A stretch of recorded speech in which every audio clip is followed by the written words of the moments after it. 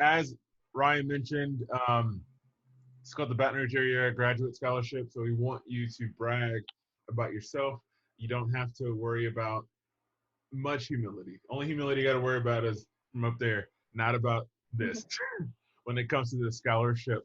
And so, yeah, so we're just going to talk to you. We're going to ask you questions. We want you to be as honest and vulnerable as you normally are and already have been this morning. And so just be real. Yes, sir. Yeah, I mean, can do that. the key to this is to kind of just be brutally honest with us, but also yourself, and brag about yourself, but also brag about the people that have molded and shaped you into the person that you are, that is being accepted into Dartmouth. So it's going to be a good interview. And so why don't you just kind of start us off and tell us what the last 2 weeks for you have been like? So bring us back to the day you found out that you weren't going to school any longer, your senior year, and then kind of bring us to today. So kind of paint us that picture. Okay. To be completely honest with you, I was not happy the day, I found out that school was canceled and stuff. Like, of course, I understand the dire need to cancel all kind of social events and stuff, which is why I'm thankful for things like this, our technology. But I'm a senior this year, which so I was starting to think about it. Was like, what if, is this going to stop prom? It did. Am I going to be able to graduate? I was planning on, inviting my whole family down here to, come see me graduate. We've been waiting on this for over 12 years. And, my family's been kind of boosting me on, come on, you're going to graduate this year. I'm so excited for you. So that was kind of a bummer, but we've been kind of making the best of it. My family has been making sure to call me and check on me, make sure I'm good. And I've been doing the same for them. Now, Abby, let me start and kind of unpack that. So you're talking about your family. Who are you specifically talking about? What family members? Well, my family's pretty big. My immediate family is my mom, my dad, and my 12-year-old little brother. His name's Ian. So they live with me here in Baton Rouge. But in Marksville, Boyles Parish. There we go. Yes, sir. You're familiar with it. My mom was adopted, so on her adopted family, she has 5 siblings, and I have more cousins than I can count. And my grandmother and my grandfather have been really supportive. So, like, every day, whether it'll be Aunt 1, 2, 3, or 4 or 5. Somebody will call me and tell me what's going on down there, or my grandmother's called me, my grandfather's called me, making sure I'm still a little bit up in my Cajun French, which I'm not great at. Look, you're bringing me back to my childhood. So my grandparents were from Boyles Parish, and so we'd go up to Cottonport, Marksville, that area, and we called it the country. That was going to the country for us. It was a step back in time for sure. And I know why you have so many cousins, because there's not a lot of stuff to do in Boyles Parish. You're right. Anyway, anyway, have more cousins now, so I think we're all on the same page. That's right. So what's life been like over the last 2 weeks? I know we've gotten the where you guys you're finding out stuff's canceled, or maybe you don't even know if graduation's happening, how it's going to happen. That's the mental side of it. But I guess, what have you been doing to occupy your time? I've been working on plenty of scholarship essays. I was like, what am I going to do with all this free time? I can't go anywhere. I can't see my friends. What am I going to do? So my mom was like, well, didn't you say Brick told you to work on scholarship essays? I was like, you know what, you're right. So I've been working on those with Miss Michelle a lot. Been trying to apply to as many as I can. And tell me who Miss Michelle is. Miss Michelle is the writing director at Brick. Did I say that right, Mr. Josh? That works. She's the writing manager, but yes. Mm-hmm. Yeah.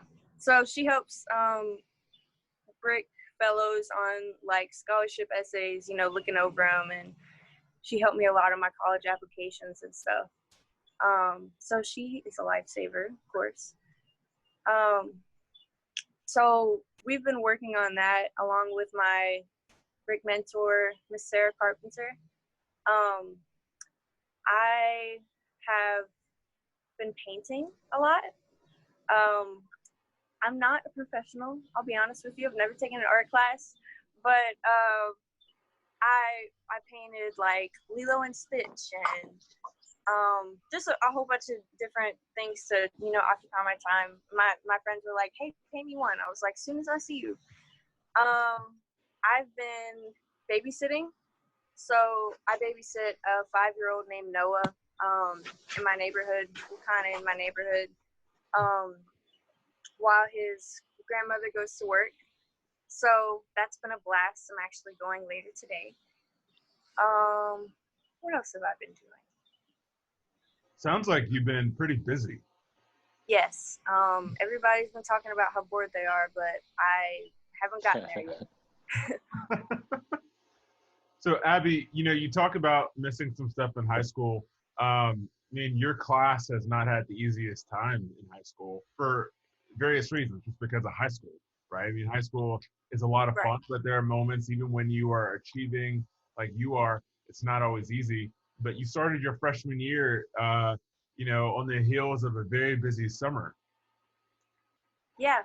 You know, and so talk to us about like your high school journey. If you had to encapsulate it, you know, just with the very few thoughts, like how has it been?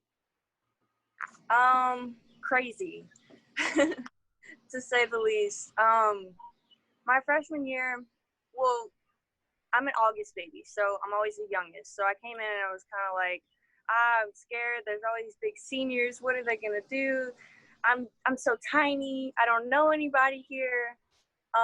So freshman year was a blast, like getting to, you know, find my circle and, you know, discover my community at McKinley, but also myself a lot. And I had a lot of help with that through like extracurriculars and stuff. So I started sewing club, started the fashion show that year was one of the best parts of my high school experience. I joined the choir, and you know, I'm in gifted, so I came in with like a heavier course load than most people, I guess. So I was kind of like, how am I going to balance this? But it, you know, there's a lot of support at McKinley, and now I found extra support at Brick for that. Sophomore year was lots of fun. That's where I made most of my friends, really. I was in Key Club, so I spent a lot of time outside of school, like volunteering in the community and stuff. Like you said about summer, I volunteered the summer before my freshman year at Baton Rouge General. So I was at the surgery waiting desk, and I kind of like, you know, updated families on their family members' surgeries and stuff. And then the summer after my sophomore year, I did an internship at Women's Hospital. So they kind of had medical professionals, like different doctors and stuff, come tell us about their careers, tell us about their experiences getting there, and that was very helpful. And then, you know, we did simple but important stuff like, you know, giving patients tooth boxes and bringing them to the bathroom in a wheelchair. So that was very, very humbling, but very, very fun. Would you say, so to that, like kind of shifting in terms of like your motivation, you said that you want to be a doctor, right? Or you want to go to medical school. So what came first? Was it your passion and drive to help others in medicine, or was it your experience working in the hospitals that, you know, inspired you to want to be a doctor? Well, I think for me, it's always been kind of like a drive to help others and, you know, do what I can. Really, it started when my aunt, I believe 2 years ago now, she was like all of a sudden diagnosed with stage 4 brain cancer. And it was just crazy to me because I was like, well, how did nobody catch it? Like, how do you not know before it's stage 4? And that was just crazy to me. But she lived in like rural Mississippi. And so me and my mom, like, we already communicated with her a lot, but we started like going up there every chance we got, like every weekend, going to visit her, take care of her, make sure she's okay. And I was upset because there was nothing I could offer my support, but I felt like I wasn't doing enough to be able to help her. And she had chosen to be put on hospice care rather than seek treatment. And that kind of broke my heart. Like, I spent so much time like trying to tell her, Aunt Brenda, like, please, will you at least consider like chemo or, whatever they have, like, so we can have as much time with you as possible. But that was what she wanted, which I understood. But like spending her last moments with her and trying to take care of her made me realize that I want to be able to be the person for others to catch cancer or whatever it is before it gets too late, to be able to help people have those special moments with, their family and their loved ones before it all comes crashing down and you realize, wow, I really don't have any time with this person. So I think that really opened my eyes. As sad as it was, it kind of opened my eyes to, my want to help others in the healthcare field. And then I started kind of doing, more internships at the hospitals and stuff. That's awesome. Yeah, I mean, there's one thing that I know, and Josh knows as well, is incredible things happen whenever you combine drive and passion. And it sounds like you've had a lot of drive probably your whole life. Where would that drive have come from, if you could pinpoint that? Well, it comes from a lot, I think. I'd say one of my main supporters is definitely my mom. Ever since I was like 3 years old, she had a book in my hand when I was a baby. I didn't know what it said, but she was, getting on me and trying to, promote learning in any way she could. And she's definitely told me since I was a little kid, as long as I can remember, Abby, you're going to change the world. Abby, you're going to do big things. And she still says it. Love that. Day. I love that. And, so I'm very thankful to her for that.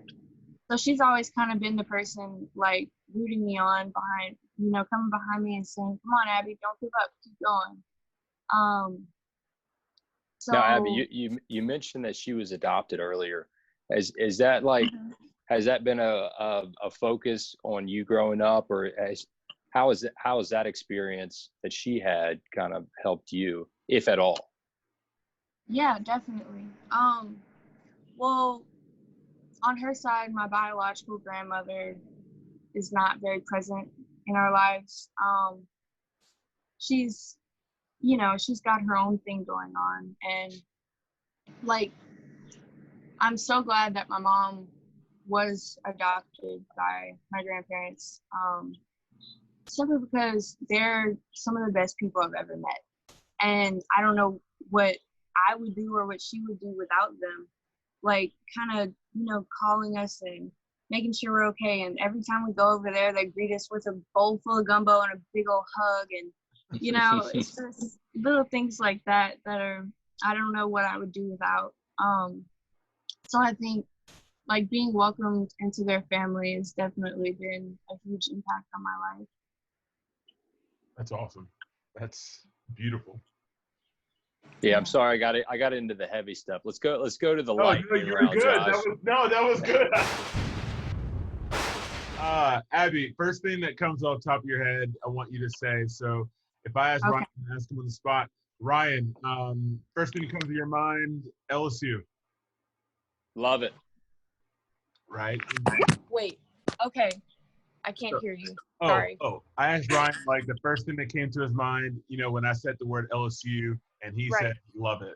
Right. So I'm going to ask you the same thing. So Ryan, on a list of things, right? And so now this is a family show, but also you're allowed to be real. So first thing that comes to your mind, when I say favorite food. Croissants. From where? Right, like, okay, plot twist. I'm sorry. Okay, that's probably not my favorite food. It's probably crawfish okay, if we're honest, but I'm really craving a croissant right now. Really bad. I haven't had breakfast yet. Forgive me. And you want a All croissant. right. Okay, got it. All right, I love that. So, TikTok video. Favorite TikTok video? Or dance or challenge. Right. There's this guy named Tayden. I forgot his real name, but he does this voice, and he's like, I ain't playing with you. And he did this video about like teachers calling him and saying, hey, do your work. He said, I don't want to hear it. Keep that on your side of the computer. That's funny. So Like a Zoom class you're talking about? yes. That's good. So is he a local guy or is he big time? I don't know if probably big time. I don't spend too much time on TikTok.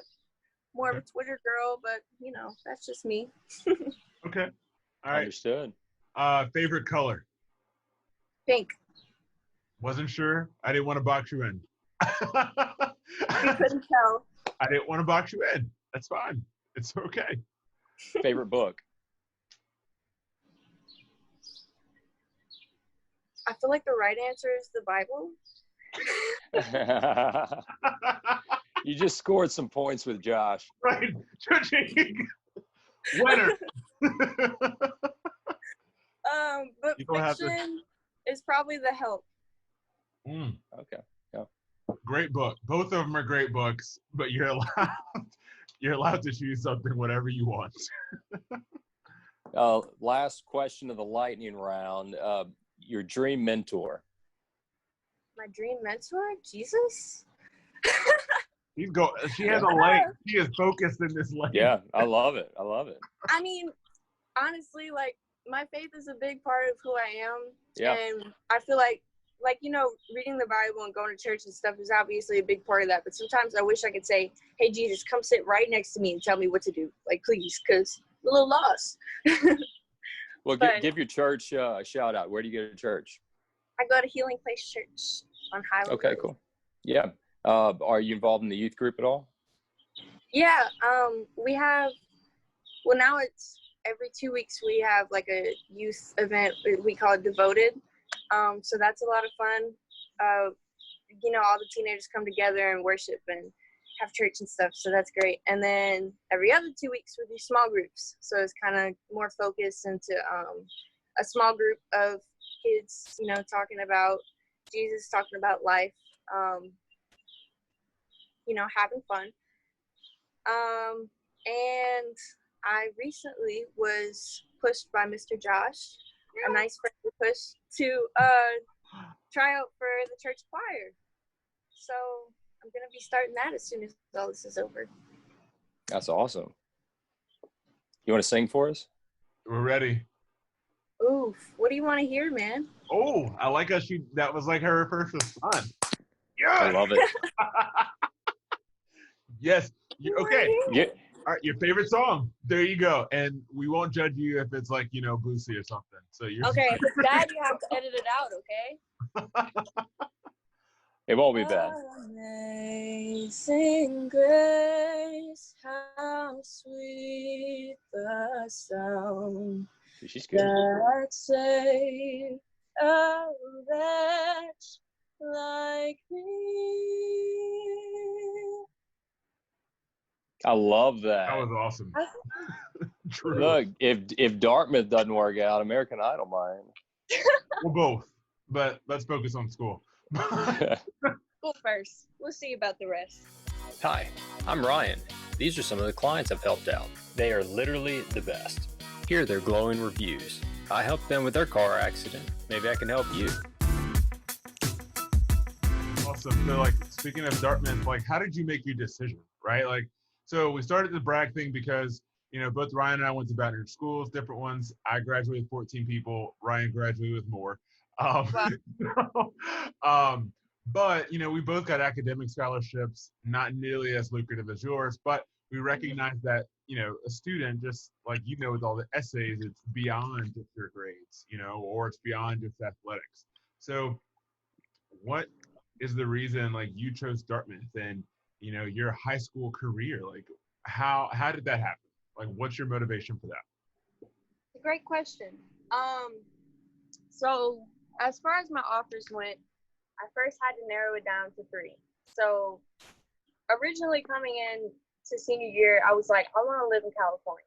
I'm going to be California dreaming. It's going to be great.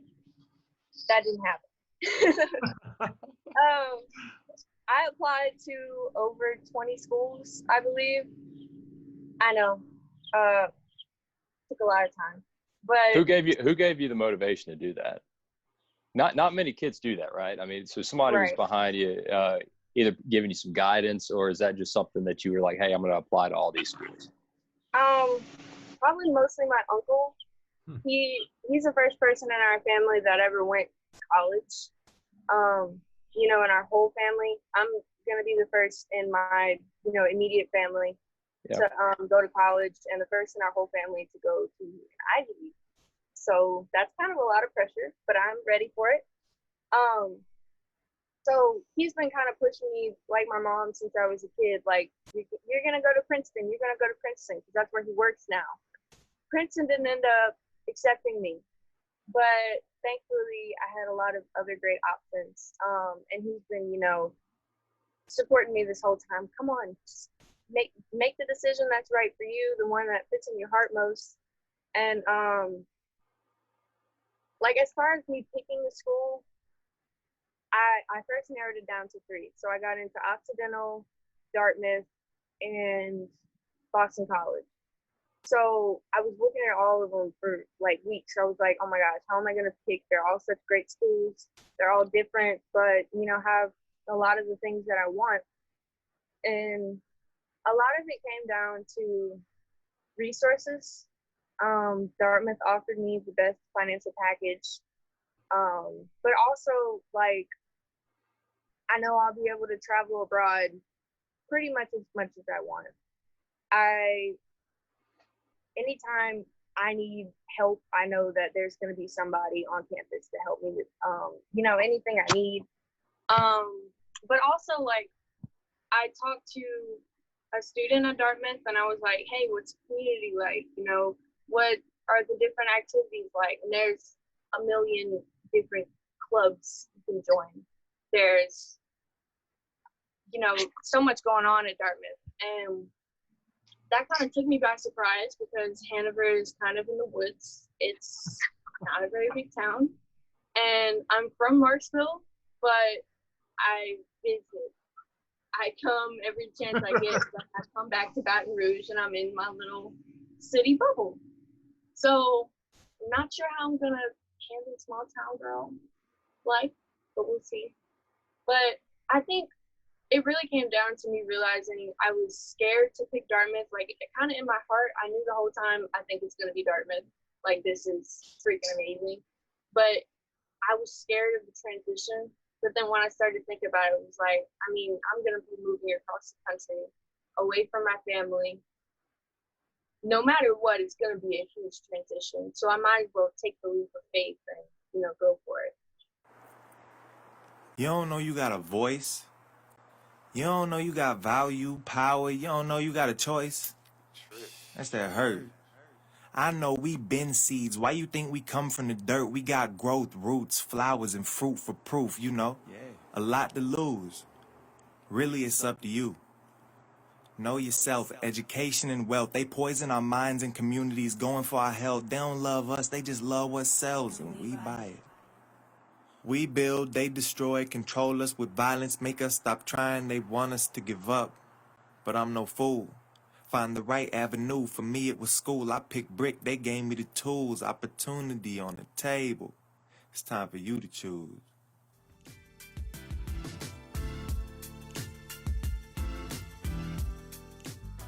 Now, what drives you to do that? I mean, just take that leap of faith. What's the driving force behind that? I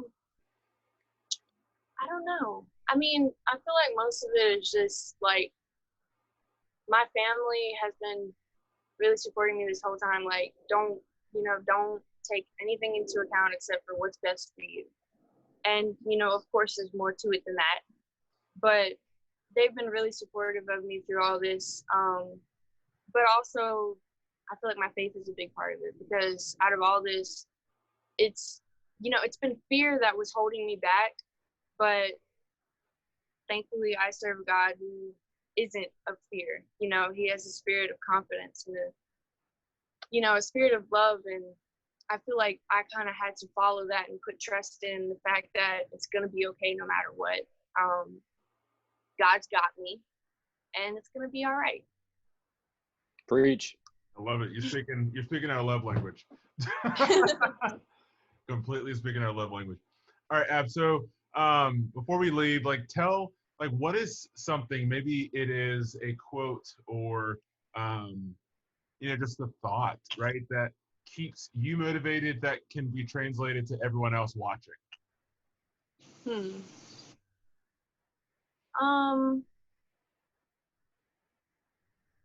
I'd probably say the Bible verse.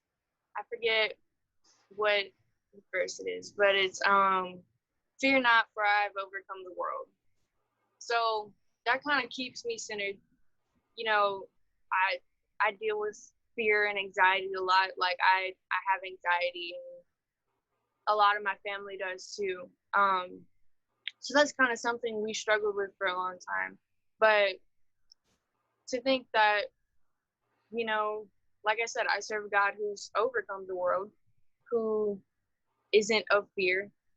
And I think that kind of keeps me centered to believe I don't have to worry about it, because it's not in my hands. I haven't overcome the world, but it's in God's hands, and he has. So I feel like that kind of helps me to calm down and trust.